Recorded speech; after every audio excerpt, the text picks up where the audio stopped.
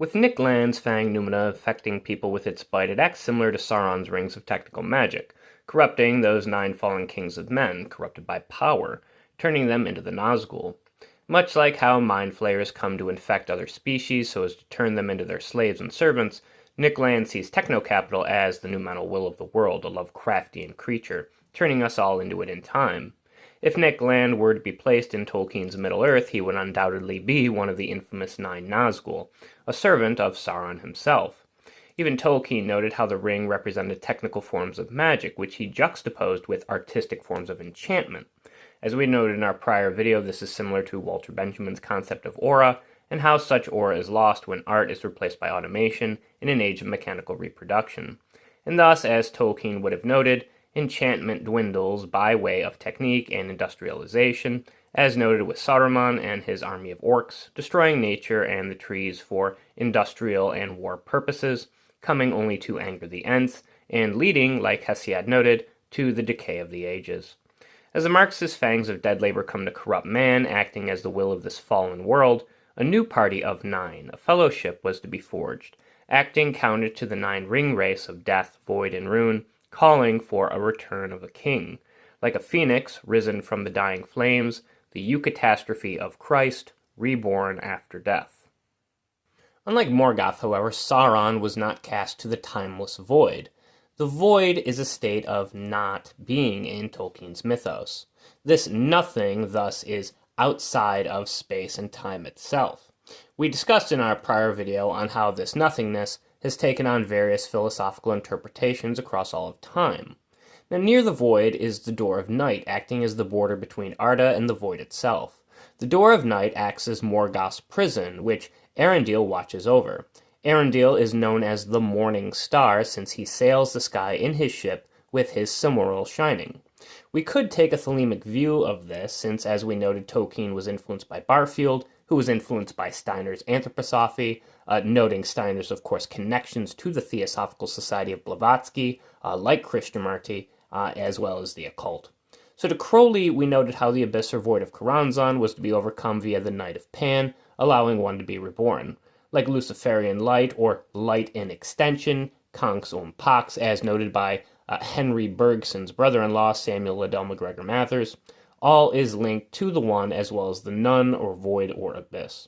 The connection between Lucifer the Lightbringer and the Morning Star is noted in Isaiah 14:12, which states, "How art thou fallen from heaven, O Lucifer, son of the morning?" Interestingly enough, the notion of morning star is also associated with Christ himself, as noted in Revelation 22:16, which states, "I, Jesus, have sent mine angel to testify unto you these things in the churches. I am the root and the offspring of David, and the bright and morning star."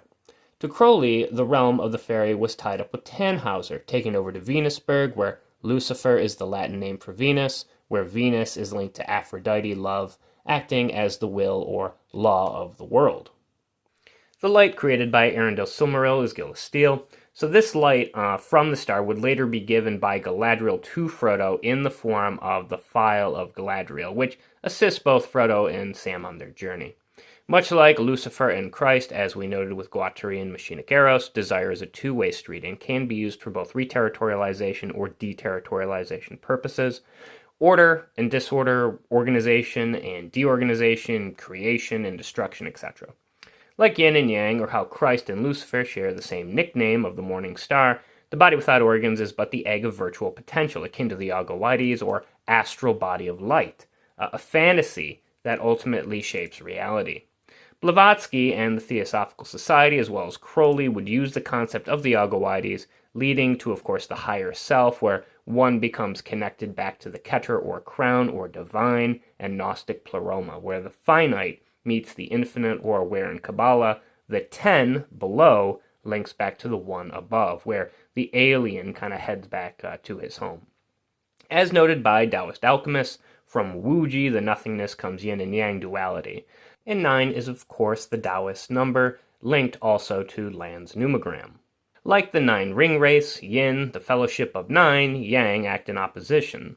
To Tolkien, of course, the fairy story, or fantasy, concerned itself with the eucatastrophe of Christ, who was reborn or resurrected after being killed on the cross.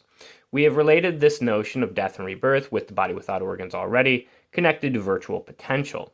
Like how Ulysses returned home as king, coming back from Hades, it is Strider, the Northern Ranger, who reveals himself as Aragorn, the rightly king of Gondor, fulfilling the hero's journey as noted by Jungian Joseph Campbell. Similarly, Tolkien viewed fantasy as the ultimate reality. As Gandalf notes, we must come to choose what we want to do with the time that is given to us. The difference between Land and Tolkien stems from Land's love for Lovecraft, seeing technocapital akin to a transcendental or noumenal creature like Cthulhu, coming to corrupt and enslave humanity akin to a mind flayer, and his reliance upon Bataille's accursed chair, where via the excess of the sun, men engage in ruinous passions of transgressive intensity and anti-utilitarian outlook, being delighted to death, as it were. It is a question of choosing magic or enchantment. Tolkien, of course, noted the corruption of technical magic, much in the manner Jacques Ellul did with the notion of technique, which made men into machines for the sake of efficiency, binding men to the power of Sauron's One Ring, turning men into orcish armies. As we noted with the Witch King of Angmar, the ring race do not have physical form, proving to be a paradox, a void that physically exists, linked to Bars Dachniche.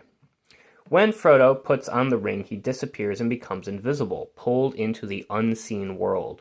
Frodo is thus invisible to mortals, but while invisible to mortals, he is seen by Sauron and other spiritual beings, who are then drawn to him.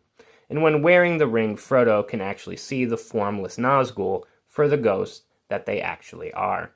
In the end, though corrupted by the ring and having seemingly failed a catastrophe, it is the halfling that defeats the Mind Flayer's magic by the unlikely grace of Gollum. A eucatastrophe occurs just after catastrophe strikes, akin to Christ being reborn only days after dying. Lovecraft loses favor in Tolkien's fantasy and fairy story. Technical magic is no match for artistic enchantment. Art overrides Walter Benjamin's mechanical age of reproduction, favoring aura and enchantment over Saruman's orc army.